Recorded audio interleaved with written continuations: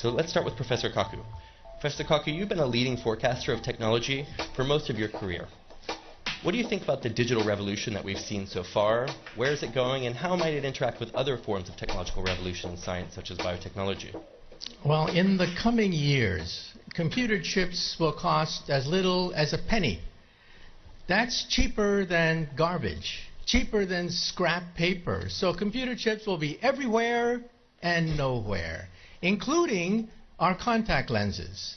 So when we put on our contact lenses and blink, we will go online.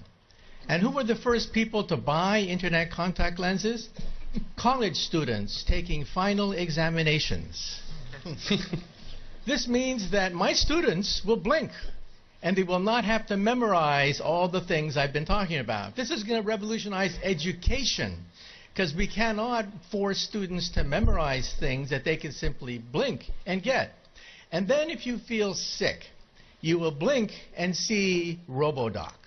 RoboDoc is artificially intelligent, talks to you in plain English or Russian or whatever, speaks any language, accesses the entire internet for sound medical advice, almost for free. This is going to revolutionize the medical establishment. We'll still have doctors, but doctors will use RoboDoc as an aid.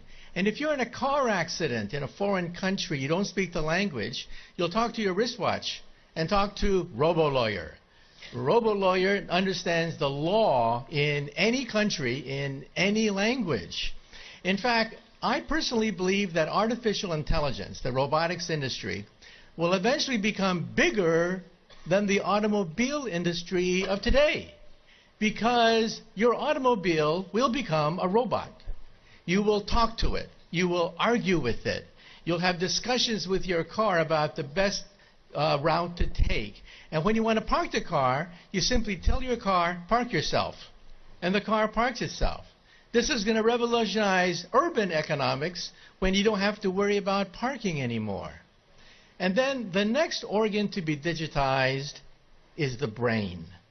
You may not know this, but 2 years ago, scientists were able to upload the first memories. Memories can now be uploaded and downloaded. This makes possible BrainNet.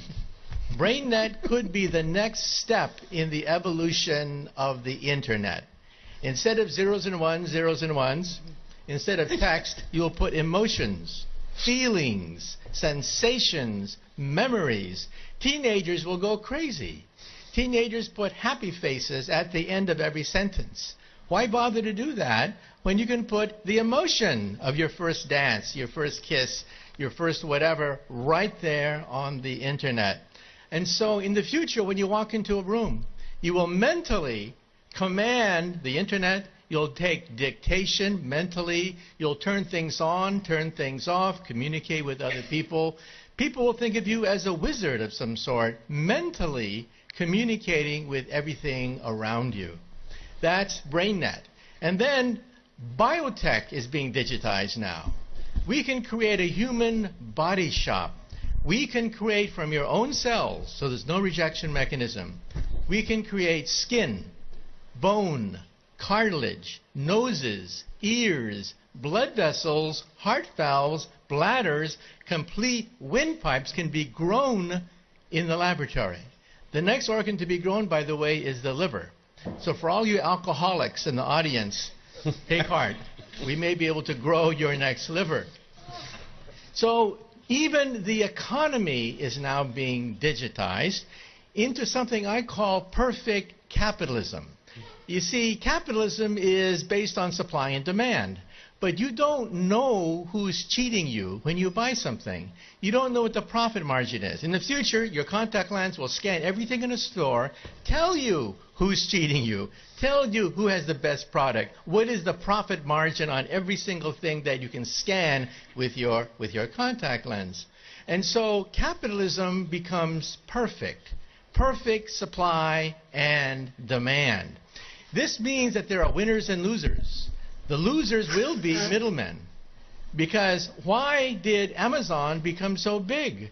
Why did Airbnb, why did Uber become so quickly so large? Because they digitized the middlemen. So I tell my friends, if you want to become a billionaire, take an industry. Take any industry. Write down all the places where there's friction, where there is middlemen, where there's obstruction, where there's frustration. List all the places in any industry, digitize it, and you too could become another Amazon founder. Thank you, Professor. In good futurism, that is a future with both inspires and terrifies. So thank you.